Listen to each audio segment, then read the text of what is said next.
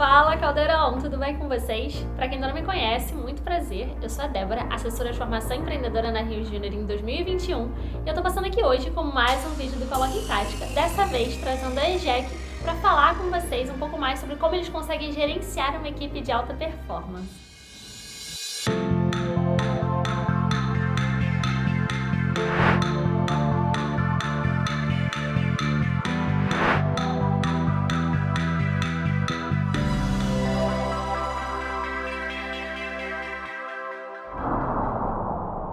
E aí, galera da Rio Júnior, tudo bem? Bom, meu nome é Stephanie Franco, eu tenho 22 anos, eu sou paulista, mas eu estudo lá na UFAL, na Universidade Federal de Alagoas. Eu faço arquitetura por lá e eu trabalho na EJEC. A EJEC é uma empresa júnior de arquitetura e engenharia civil lá de Alagoas, né? Desde 96 aí, a gente já é bem velhinho. E eu sou diretora de negócios lá, que é marketing e vendas, então fica aí nessa parte toda aí do comercial, atuando em tudo por ali. Meio blogueira e meio vendedora, vocês vão ver por aí, né? Como o jeito que eu falo, meio assim, influencer, vocês vão ver, vocês vão perceber. Mas, enfim, as meninas me convidaram aqui para estar vindo falar um pouquinho sobre gerenciamento de time de alta performance, né? Então, vamos conversar um pouquinho sobre isso. E aí, para a gente já começar a engatar um pouco nesse assunto, a gente entender, né, o que são times de alta performance. Então, times de alta performance são grupos de pessoas que estão alinhadas com o mesmo propósito, que têm o mesmo objetivo e que usam das suas habilidades, usam das suas skills, usam dos seus dons, né, para conseguir convergir e chegar nesse mesmo propósito, nesse mesmo objetivo.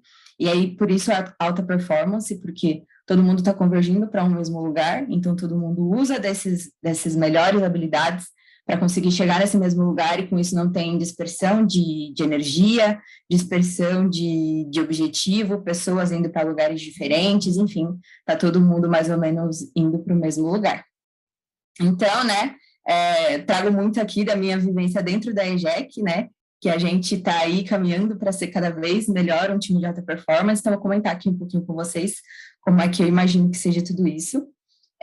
E primeiro de tudo, eu acredito que assim a base de todo o gerenciamento de time de alta performance é que o time todo esteja ligado com esse mesmo propósito. Então, a gente tem que ter uma cultura dentro da empresa que é muito forte. Então, todo mundo tem que estar muito aliado com a cultura, isso vem desde o processo seletivo, desde lá atrás, quando a gente vai colocar pessoas para dentro da empresa, quando a gente vai construir uma cultura sólida para a nossa empresa. Então, é muito importante que a gente tenha clareza de quais são os valores, qual é a missão, qual é a visão da nossa empresa, para que todo mundo que entre esteja muito alinhado com isso. Então, por exemplo, dentro da EJEC, a gente tem 2 valores que são muito ligados com essa questão, por exemplo, de resultado, que é a atitude profissional e compromisso com resultados. Esses 2 valores da gente, eles são 2 valores muito fortes que levam a gente com foco principal em resultados. A gente tem muito forte essa questão de estar sempre olhando, né, para os nossos resultados, convergindo para a nossa meta, para que a gente consiga desenvolver todo o cascateamento de toda a estrutura organizacional da empresa em função disso.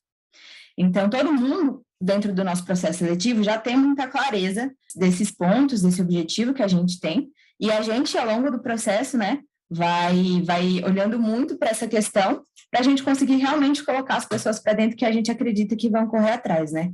Principalmente porque, por exemplo, a EJEC é uma empresa de arquitetura e engenharia, então a gente tem projetos muito ligados ao que a gente vai trabalhar no futuro, e o pessoal entra muito dentro da empresa pensando, né, em desenvolver projetos, em fazer todas essas coisas de se inserir no mercado de trabalho antes, assim como acho que toda EJ, né? E entende o propósito do MEG, entende o propósito de uma empresa depois. Então, a gente tem que conseguir despertar esse sentimento logo no começo, né? Logo antes da pessoa entrar, para a gente depois não ter surpresas, pessoas desgarradas, pessoas desalinhadas e tudo mais. Então, esse alinhamento de cultura, ele é primordial para que todo time, ele tenha o mesmo feeling, a mesma vibe, né? E aí todo mundo consiga converger para esse mesmo objetivo e todo mundo seja aí um time de alta performance.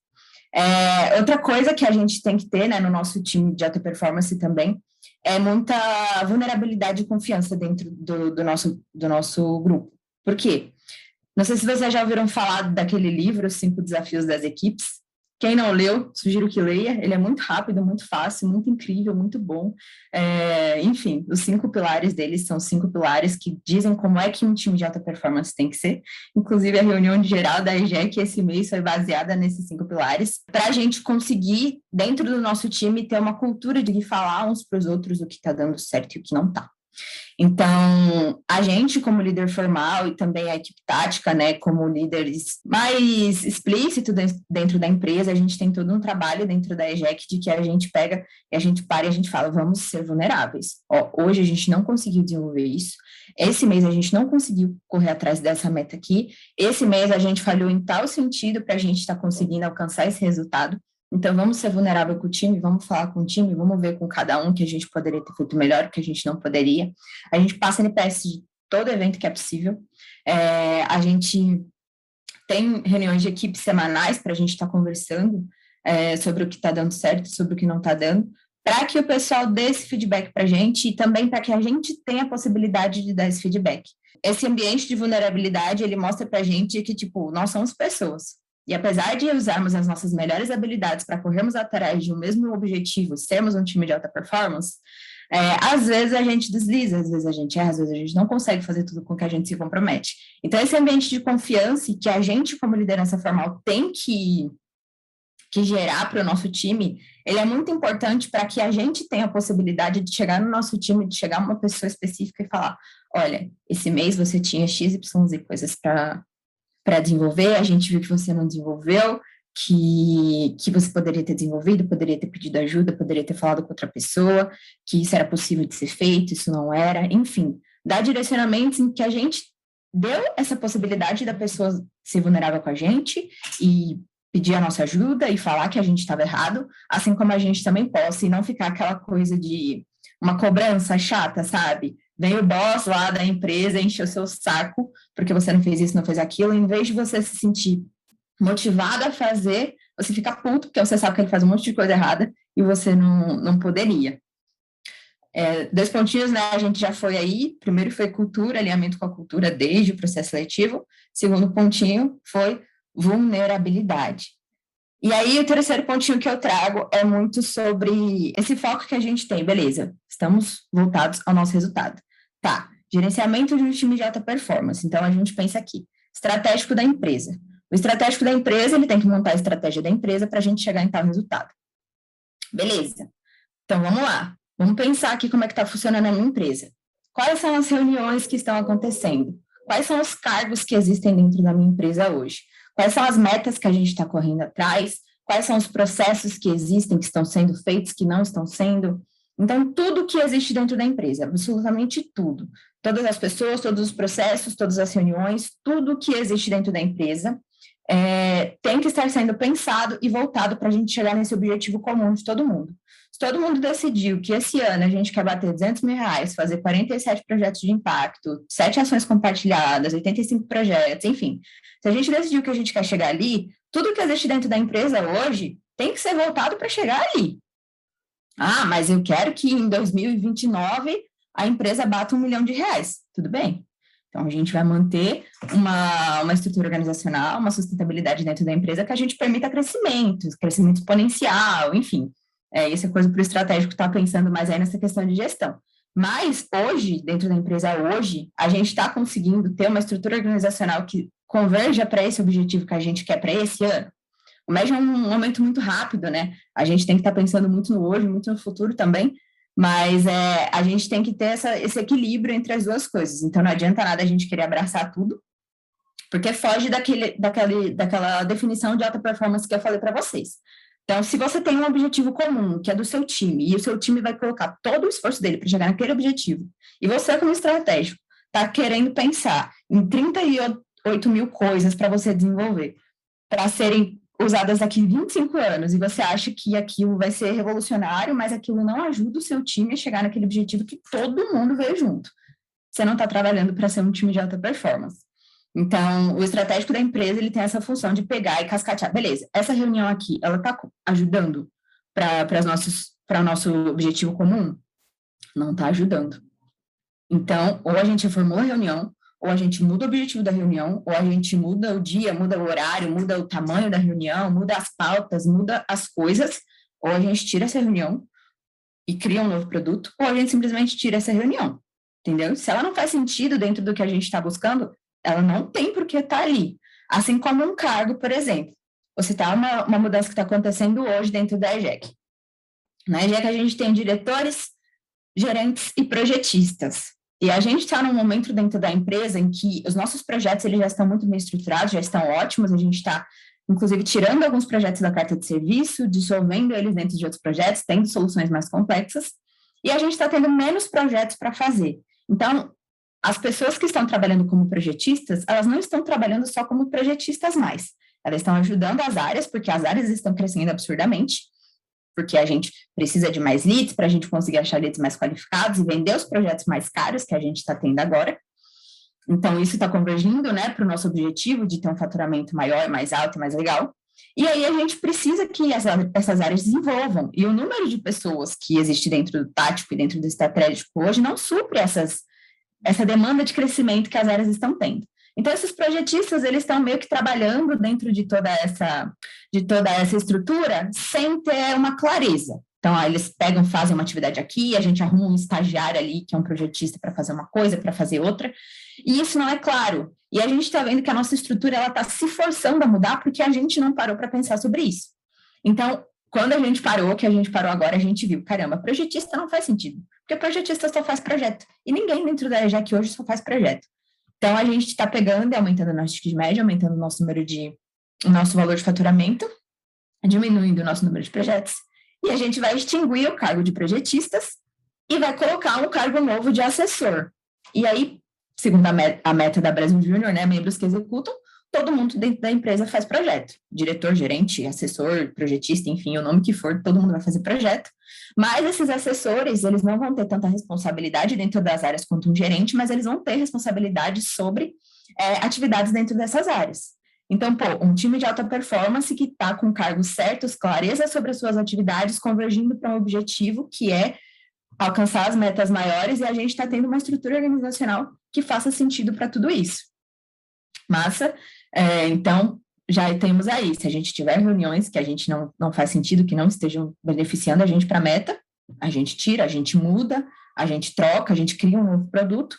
Se a gente tiver cargos que não estão fazendo sentido, a gente cria novos cargos e não tem problema nenhum disso. Era até um meio que tabu dentro da FGE, né, da Federação Alagoana, que o pessoal tinha muito medo de trocar cargos, muito medo de fazer essas alterações, que é muito grande, nossa, vai acabar com a empresa e se der errado. Mas é uma coisa muito comum, inclusive, não sei dentro da Rio Júnior como é que funciona, mas isso acontece o tempo inteiro em empresas muito grandes, inclusive.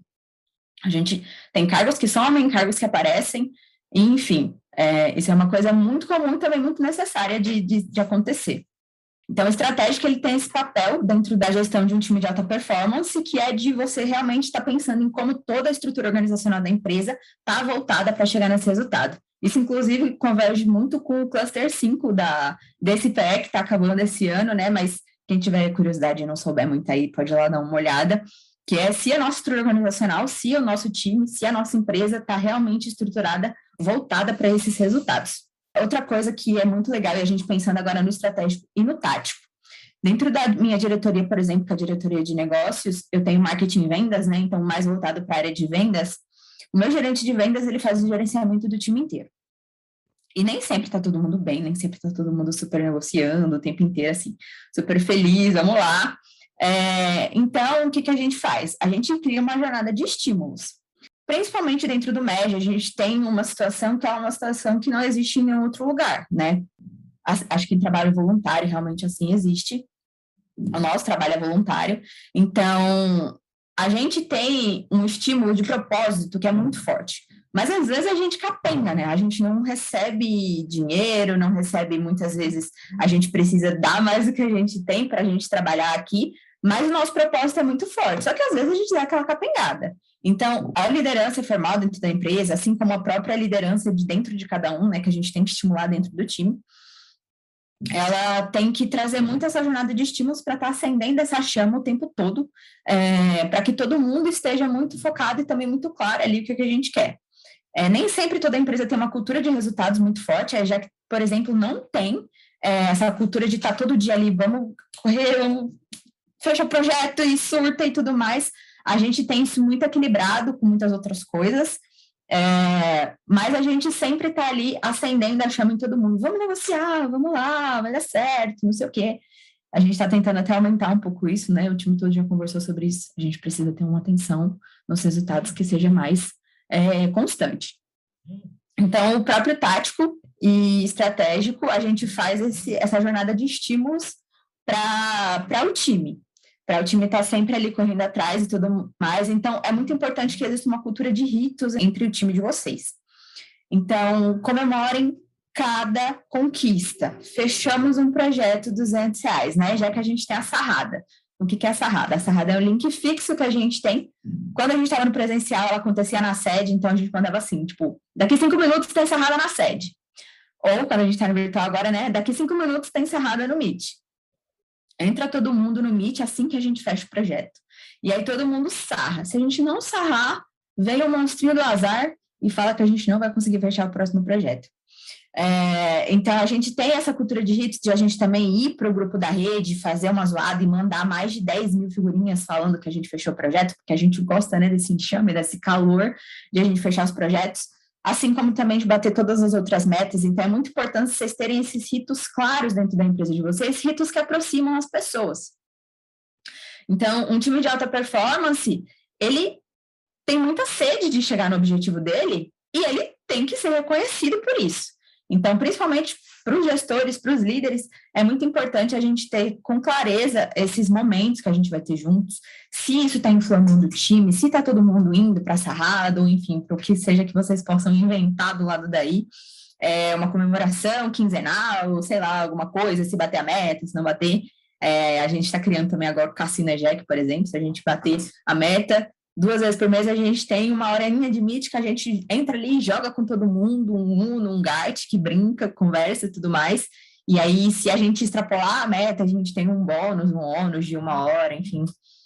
A gente vai criando esses hits para a gente estimular todo mundo, né? Então, Esté, você chegou aqui falando que um time de alta performance é um grupo de pessoas muito sintonizadas, alinhadas para o mesmo objetivo e que todo mundo usa as suas melhores habilidades para chegar nesse mesmo objetivo. Sim, exatamente. Só que nem sempre está todo mundo aqui com a maior energia do mundo, todo mundo super claro com os objetivos. Então, a gente, como gestores, como gerentes disso, a gente tem que estar promovendo esse estímulo o tempo inteiro.